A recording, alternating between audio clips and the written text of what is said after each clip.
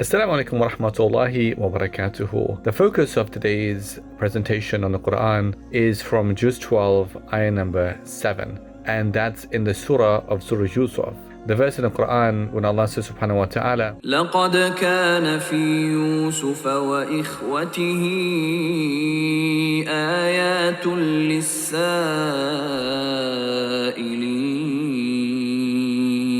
you would find in Yusuf and Surah of Yusuf and his brothers signs for those who ask, wonders for those who ask.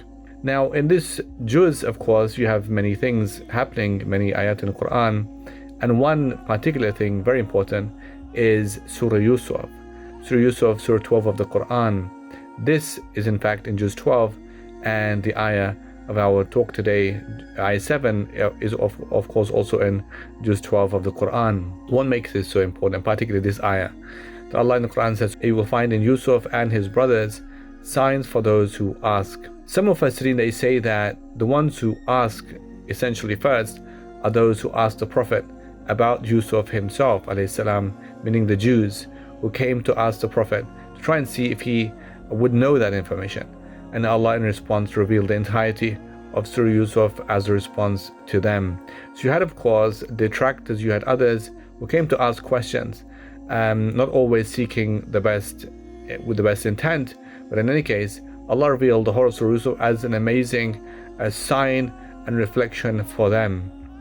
Then you have of course the broader concept, the broader understanding of what the ayat here refer to, that in of course the whole Quran is not just for the Jewish people, as in those who ask the question, but in fact for all of us until the end of time.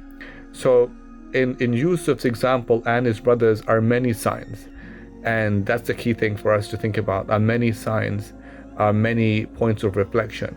We think about Yusuf alayhi salam in many ways. One of course is the fact that Yusuf context, the circumstantial factors around the Prophet's life when the ayat were revealed in Surah Yusuf were a period of difficulty, the end of Makkah. In fact, you had of course the Amul Huzn, the year of grief. You had the death of the Prophet's wife Khadija radiallahu anha, that was Uncle Abu Talib. You had the incident of Taif. All these things were happening around that same time. So Allah, and of course the great hope in Isra and Mi'raj, Allah revealed Surah Yusuf. There's a very recurring theme in Surah Yusuf about Allah being Alimun Hakim. Allah is all-knowing and Allah is all-wise. In fact, 3 times is mentioned in that surah, Allah being Alimun Hakim, Alimul Hakim, all-knowing, all-wise. So events happen of course in Yusuf's life. Sometimes it really strikes at our consciousness because of the level of difficulty he goes through, the level of betrayal by his brothers. So therefore one of the signs of course is the brothers' level of hasad, of envy for their brother Yusuf, as a motivational factor for them in their evil, in trying to get rid of him. It was of course envy that they had, because they assumed that the father loved Yusuf and his smaller brother more than they did in terms of loving them. And on account of that, they thought that if we expel him, if we kill him, if we make him disappear, the father's attention will turn towards us. So one of course is therefore envy.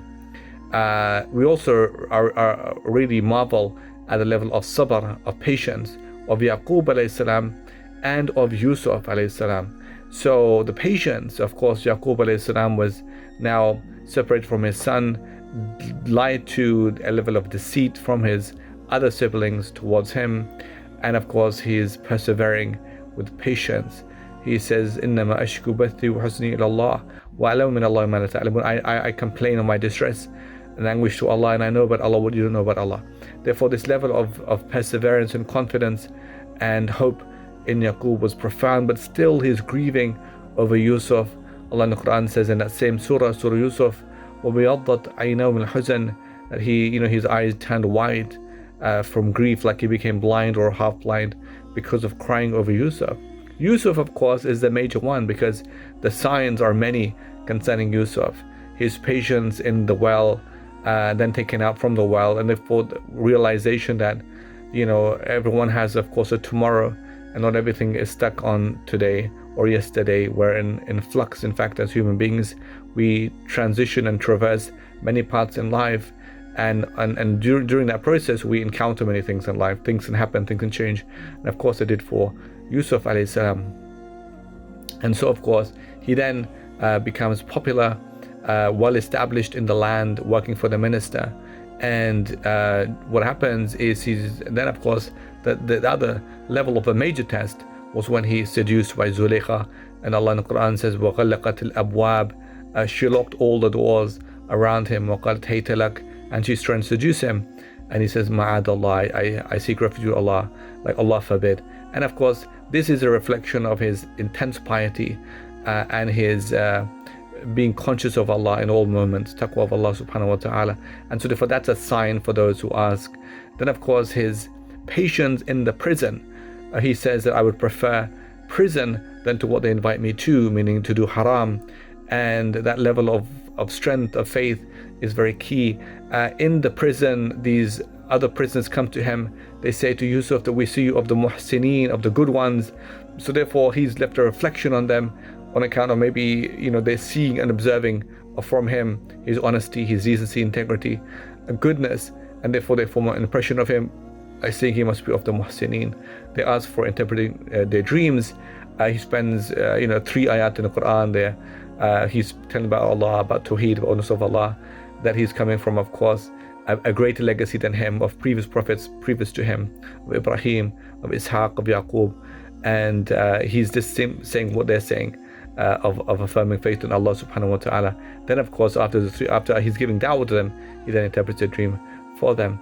In any case, he is released from prison after a long time, becomes established in the land, and then there is a point of beautiful reconciliation at the end of Surah Yusuf. So all of these things represent signs for Yusuf, for us in reflecting over Yusuf, things to think about deeply, admiring his patience, his courage, his resistance, the brother's evil traits of envy, and of course a beautiful point of reconciliation at the end of Surah Yusuf as well. And of course his father's level of sabr and patience as well. So these are some of the signs that we take from Yusuf, and there are of course others as well. And so jazakumullah khairan. Wassalamu alaikum wa rahmatullahi wa barakatuh.